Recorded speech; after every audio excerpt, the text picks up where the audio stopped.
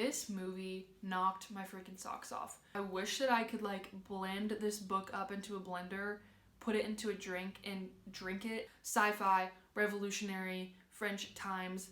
As you can see from the title of this video, we don't need a lot of introduction. We don't need to waste time. Today I'm going to be talking about my current favorites, things that I'm reading, things that I'm watching, things that I'm listening to, because I don't know where you are right now, but I know for me, we are currently in kind of a second lockdown of sorts, like a second confinement where we have to stay home. So I'm consuming a lot of things. So I thought I would just kind of share my recommendations because like why wouldn't you want my thoughts on things? So very conceited. Okay, so the first thing that I'm going to be talking about are podcasts. So I actually have been in kind of a podcast slump, but I haven't been really like obsessing over anything, recently. But there are a couple of shows that I really love that I watch consistently, and those two shows I listen to are number one, Still Processing. So this is a podcast by two culture writers from the New York Times. Jenna Wortham and Wesley Morris. Like, if you want any sort of cultural commentary about what's going on right now in the world, look no further than Still Processing. Like, ultimately, these are two extremely intelligent people who give such great, I keep saying commentary on like the culture on what's going on right now. Like, some of my favorite things that they talk about Hamilton, they talk about one of my favorite podcasts, something really interesting. They were kind of talking about the founding fathers, all of that, and Jenna went to Monticello, where Thomas Jefferson had his plantation, and she said that she took this tour with a bunch of white people.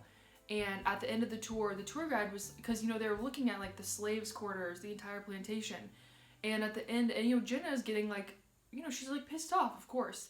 And at the end of the tour guide says, does anyone have any thoughts, any commentary on what we've just seen? And no one said anything, no commentary, nothing.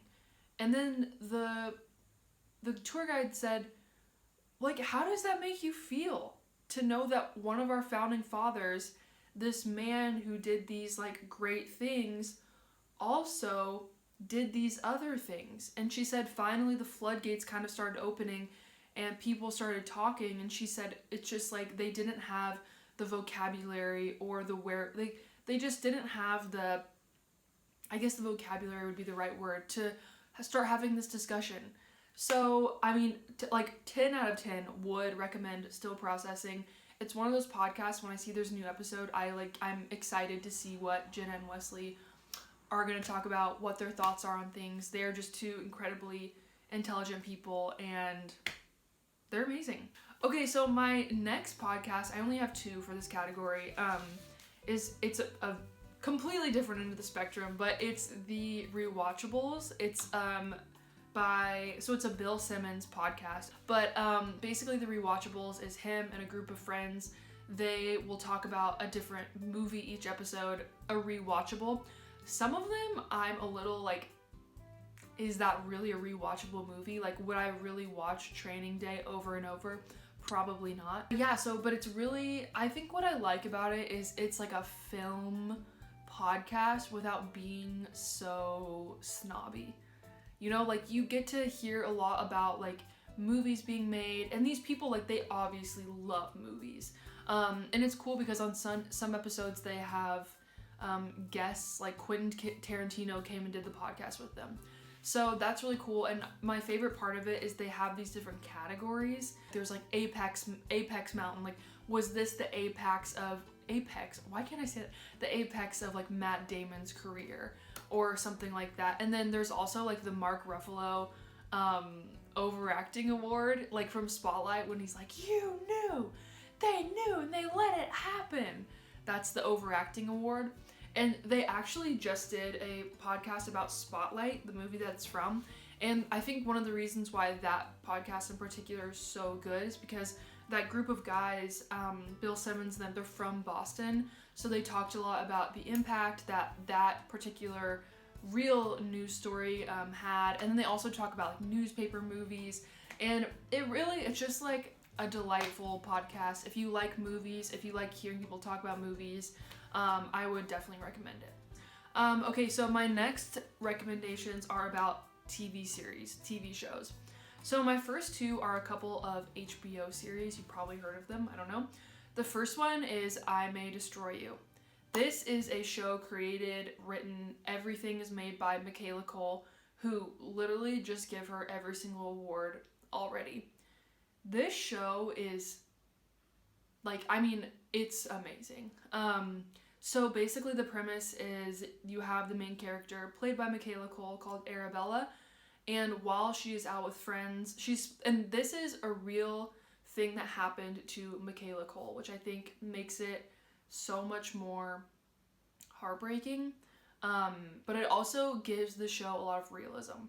So Arabella, her character, is working on deadline. She's a writer, and she goes out to meet her friends one night, and her drink is spiked, and she's sexually assaulted. So it basically follows kind of like what's happening to her. You see some flashbacks from the past, and the show in general covers so many topics that you never see talked about in television series. It talks about consent in such an interesting way, because not obviously talking about this situation where her drink is spiked, as they say. Basically the way that Michaela Coel describes it, I watched her in an interview with Trevor, and she basically talked about like, okay, if I knew all of the pieces of this puzzle, everything that was going on in this sexual encounter, would I still give my consent? And the answer is no. And it just I don't want to give too much away, but it's just it's scenarios that you never see portrayed on TV, and that I think would be really helpful to society if we talked about more. Literally could not sing the praises of this show enough. The soundtrack is great. There's a lot of songs that I downloaded on my phone that I love from the show. The performances are great. There's so many, just watch it. Watch it, but also anytime that I recommend the show, I also kind of give a little, I always say of course this is an incredibly, I hate to say triggering, because I feel like people get so up in arms about the word triggering, but if you're someone that doesn't feel like you can handle a story about sexual assault, maybe don't watch this one right now. Maybe try to watch it another day, because it obviously is, I think it would be hard to watch. But just the fact that it was a real life thing that happened to Michaela Coel, I think that's why there's so much realism, and that's why you see her be a real person after this happened. Because I think in a lot of television series, you don't really get that. You get the you get it happening, and then the character kind of falls into this hole, but you never really see them have to keep living their life. And there's many instances in the series where Arabella, her character, is still being an asshole to other people. And I think Michaela Coel's point is yeah, you can she's still a real human after all of this. She's still being a dick to her friends and things like that. I don't know. The season finale, I sobbed. It just was so cathartic. I'm not going to say more, but please go watch it. I May Destroy You. 10 out of 10. Should win every award. It's amazing. It's groundbreaking. I absolutely loved it. Okay, so the next one is another HBO series called We Are Who We Are. This is from the director, checks notes. Luca Guadagnino. I really hope I'm saying his name right, but you probably recognize him from Call Me By Your Name. Just a little movie, a little book, perhaps you've heard of it. The premise basically is this kid, Fraser. I said Fraser, but I guess it's Fraser. And he is played by, once again, checks notes, Jack Dylan Grazer. And that's the kid, one of the kids from It. The kid who plays Eddie. When I started the show, I was like, how do I know it? I was like, I cannot place him, but it's the kid, one of the kids from It. So he moves to a military base in Italy with his two moms, and which, even just from the jump, that is such an interesting premise because of the US military's kind of history with like don't ask, don't tell, and things like that. So, and also like military base, already an interesting premise. So he's a very kind of like different kid. He dresses differently than all the other kids. He's kind of strange, I guess. But so they moved to the military base, and this was shot in Italy, so it's very authentic. Like they recreated a military base for this show, and it's basically him like meeting the other kids on the base and kind of what happens. He meets another character, Caitlin, and she's kind of dealing with like her gender identity basically, and she has a very strict father, played by Kid Cudi. You know, I don't know if we needed Kid Cudi in this show. Okay, my only other kind of like gripe about it was there's one of the characters, his kind of plot line is he's becoming more interested in Islam and he's like starting to learn Arabic. I just feel like the tone, and I don't know if this is if this is the tone, but when I was watching it, I just felt like the tone was kind of like negative. I just feel like the show perceived it as something like different or other or negative, and I just don't know if we really need more storylines like that. I was like, couldn't he just be a character that was learning about Islam, and it's like, okay, great, like we don't need to like make a big deal out of it, or in society, in today's like kind of environment, like what's going on, I just don't think we really need that storyline, and I just wish there was more storylines on television where people were talking about Islam or were learning about Islam, and it was like more just like normalized, like being a Christian is normalized. We Are Who We Are, also a great soundtrack, loved it. There's this one song called Time Will Tell by Blood Orange that kind of runs throughout the show. Loved it, downloaded it. It's kind of an old song, it's from like 2013 I think, but I've been listening to it nonstop since the show.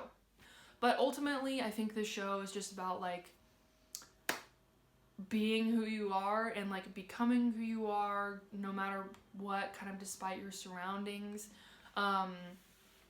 Yeah, I thought it was really interesting, especially the last like 30 minutes of the season finale. Literally a chef's kiss. If I could describe it, it would be like a warm drink. Like if you were drinking like warm wine with spices, like that feeling in your body, like that's how it felt watching the last 30 minutes of the season finale. So if that makes sense, we're gonna move on. Okay, my next show. It's a French show, so you can skip through this part if you want, but I hope you don't because I loved it. It's called La Révolution, the Revolution. So when you hear that, you think it's gonna be about like the revolution in France, you know, the Bastille, you know. You're like, okay, whatever. But it's not that. If Game of Thrones, The Vampire Diaries, and Marie Antoinette had a child, and they all spoke in French, it would be this show. So basically it is set during that time of like, you know, so you kind of have these like noble people, and then you have like the commoners. You also have the Brotherhood, which is like the resistance. It's a very complicated premise, and this show was only 8 episodes long, and I loved it, but I think if they could have had like 15 episodes to really parse out the story and like build up some more background, I think that this show would have been incredible. And I loved it. It was so different. But basically it starts off with this girl who is like, you know, it cuts to her running and she's killed, and so you're kind of like, okay, so this is already some sort of kind of like sci-fi. It's like a sci-fi vibe. So basically there's like all these young girls that are going missing, and you're trying to figure out what's happening to them. This mysterious prisoner comes, and he is accused of murdering this girl, which he did not do, and he is like I don't want to give too much away, but it's crazy. Like, it's a great show. I loved it. I mean, like, if you're down to watch something in French, like, I would definitely watch it. It's so good. It's very interesting. Sci-fi, revolutionary, French times. It's great. Amazing. Okay, so my final show. Don't come for me. is Emily in Paris. Listen. Do not exit out of here. Do not give me a dislike. I am here to defend Emily in Paris. I can make an entire video on this, but I'm not going to. Emily in Paris. You probably already know about it. I made another little video about, X-Pac's opinions. You should check it out if you haven't. Emily in Paris. You probably know the premise. It's a girl, Emily, an American. She moves to Paris. Chaos ensues. Love triangles. There's 2,700 Chanel bags in this show. A lot of flack for it. French people do not like it. They say it's stereotypical. Some of them are stereotypes. Some of the stereotypes are real. Sorry, French people. Okay, I'm just here to say, Emily in Paris is not a documentary about France. Obviously, it's not realistic. We don't need every show to be super realistic. Like, I know when I was watching Sex and the City, that's not really New York. Paris, also, not just a bunch of rich white people also. This is something that we know. I think that diversity is obviously an issue that show could address in a better way. But I think if you are looking for just like pure escapism, something that is like silly, fun, people really come for the fashion in this show, but do not act. I mean, look at me right now. I'm wearing a pink sweater with a striped shirt. Like, I am not afraid of a little color, a little pattern. Some of the things she wears are absurd, but that's part of the fun. Like, that's part of the fantasy. This is supposed to be like a fantasy. I don't want to see Emily wearing a black suit in the streets. Is it incredibly unrealistic? Of course it is. But I think that, some things in life, guys, times are tough. Times are hard. Things are difficult. Like, sometimes you just need something to kind of like smile at and not have to like be so freaking serious. Sometimes things are just there to be enjoyed. We don't all have to be a critic about everything, okay? I mean, that's literally what I'm doing right now, but you see what I'm saying, okay? Okay, moving on, books. I'm gonna go through these really fast, and then I'm gonna talk about one movie, and then we are finished. Okay, so the books. Number one, so these books I actually read a little bit earlier in the year, but I just really want to talk about them. Okay, first, books. The Vanishing Half. First of all, Britt Bennett. I mean, I feel like everyone's reading this book right now. Incredible. It follows the story of two sisters. They're both born kind of white passing. One of them decides to pass over and like become white. The other one decides to like retain her identity of being black. Their lives obviously go in completely different directions. And, once again, kind of chaos ensues. I gave this book 5 stars. I freaking loved it. Cried at the end. I rarely cry in books, but I just it was so touching. A moving story. A very interesting kind of look about how being white or black might change your life in the United States. Definitely read it. Amazing read. I loved it. Britt Bennett, also a great follow on Twitter. She is hilarious on Twitter. I love her. The second book, Trick Mirror by Gia Tolentino. This is a book of essays that, the topics are various. It talks about like religion and ecstasy. It talks about kind of this idea of like always be optimizing your life. It talks about weddings and how absurd they've gotten in the United States and worldwide. It talks about, it covers so many different topics, but she is a writer. I think she writes for the New Yorker. And so her writing level is extremely high. Like, even someone who I feel like my reading comprehension level is pretty high, and I still kind of had to find myself rereading her ideas a couple times because they're so dense and in depth, but loved it. She's funny. It had some really interesting ideas, I think, about feminism and kind of how the idea of feminism has kind of become warped a little bit. 5 out of 5, would recommend Trick Mirror. Go buy it. This last one. Okay, Close, Music, Boys. This is a book by Viv Albertine, who was one of the founders of an all-girl band called The Slits. You might know them. So this is a memoir. Like I said in my review, I wish that I could blend this book up into a blender, put it into a drink and drink it and have it consume my body. That's how much I loved it. I love the spirit of this book. I love the ideas of this book. This book follows Viv Albertine. Like I said, one of the founders of the band, the Slits, all-girl band. She basically grew up in this time of like British punk rock. So she grew up around people from The Clash. Like she dated Mick Jones like on and off like for years. She knew Sid Vicious. She knew all these people. She knew Vivienne Westwood. So she's talking about growing up in this time and like going on tour.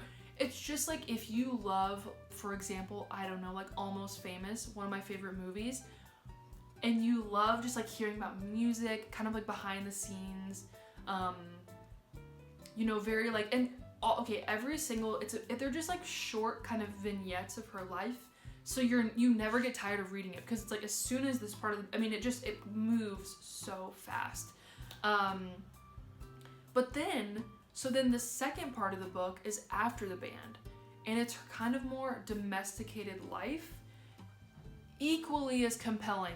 It talks about her trying to get pregnant, it talks about her having a baby, it talks about her life with her husband, trying to get back into music. I, once again, cried, sobbed. It was so beautiful and moving. Like, this book is incredible. Also, something that she handles really well, so I think that it would have been really easy for her to be a little bit more, like, dishy about Sid and Nancy, but she literally just talks about her friendship with Sid, and she talks a little bit about them together, but, like, in no way does she exploit that relationship. In my opinion, she doesn't exploit any of these relationships that she has had with these super famous people. She just tells the story, that's it, great, moving on. So, finally, moving on, my last recommendation, thank you guys for coming on this ride with me, is movies. I only have one movie recommendation for you, and it's not a new movie, but it's called Your Name. This is an anime by director, checks notes, Makoto Shinkai. Look that one up. But this movie knocked my freaking socks off. So I got a lot more into anime during the first confinement. I was doing a very deep dive on like Howl's Moving Castle, Spirited Away, The Cat Returns, a bunch of like, you know, different anime films. I don't know, do you say anime or anime films? I don't know, whatever. So the movie Your Name basically follows these two teenagers, and they keep waking up in each other's bodies, and so they will like leave each other notes to try and leave clues for who the other person is. So like they'll write on their hand like, my name is like blah blah blah, and then they leave each other like detailed descriptions about what they did in the other person's body, so that way like they know like what they did while they were in the other person's body, if that makes sense. Literally an incredible movie. The visuals, amazing. The plot is like it's even deeper than what I'm explaining to you, because I mean there is like a little change, but I'm not going to say anything because I want you to be as shocked as I was when I started watching this movie. Like the best way to watch it, I mean for me, I had a couple drinks, I had a couple glasses of wine, I sat down, I watched it, I was absolutely blown away. So I would I mean, you don't have to drink to enjoy this movie, but I'm just telling you what I did. I freaking loved it. I told a bunch of people about it. I thought it was so intriguing, so different. Once again, just a great kind of like escapism. You really found yourself kind of rooting for these characters, and I was very invested in their lives. Okay, so that is gonna go ahead and, can I like stop touching my hair? Okay, so that is going to wrap it up. Thank you guys so much for watching. I hope this isn't too long. I hope you enjoy these recommendations. Please let me know what your thoughts on these projects, on these books, on these podcasts. If you go and watch them, come back and tell me what you think. Thank you guys so much for watching. Stay safe, wash your hands, wear a mask, do all the good things, you know, read something, educate yourselves, all the good stuff. Thank you. I'll see you in the next video. Toodles!